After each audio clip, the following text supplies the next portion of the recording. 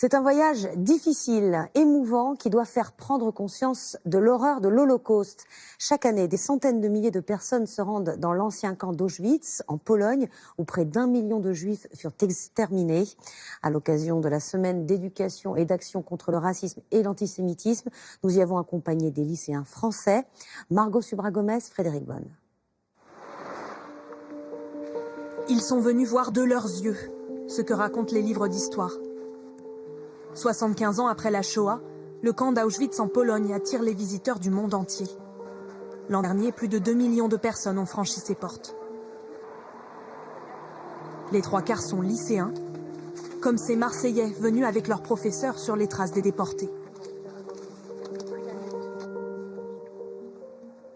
Les nazis conduisaient les déportés dans la salle située au milieu. C'était la chambre à gaz.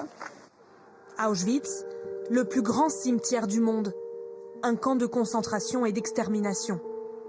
Plus d'1 million de personnes y ont trouvé la mort, la plupart étaient juives.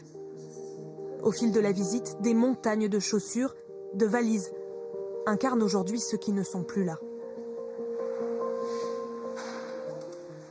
Personnellement, je ne m'attendais pas forcément à ça. On s'imagine dans nos têtes le pire, mais en fait, ça ne sera jamais la réalité, parce que les déportés, ils ont vécu des choses qu'on ne pourra jamais décrire et qu'on ne pourra jamais ressentir nous-mêmes. C'est vraiment genre de la destruction en masse, quoi. C'est-à-dire que c'est l'homme qui fait ça à l'homme, c'est quand même perturbant. Réaliser l'ampleur de la barbarie. Pour certains lycéens, venir sur place permet aussi de changer les mentalités. Je pense que tous les gens qui ont des idées reçues et qui n'arrivent pas vraiment, c'est très bien de venir ici. Je pense que je les invite à venir ici pour découvrir ce qui s'est vraiment passé. C'est vraiment très choquant. Ce couple de Français est venu en Pologne spécialement pour visiter Auschwitz. Ils découvrent les conditions de vie des déportés et tous ces visages qui ancrent l'histoire dans la réalité. Un devoir de mémoire nécessaire. Il faut venir voir, il faut participer, Et puis c'est vraiment encore d'actualité, sachant qu'il y a encore des gens qui se permettent de faire des graffitis sur des stèles ou ce genre de choses.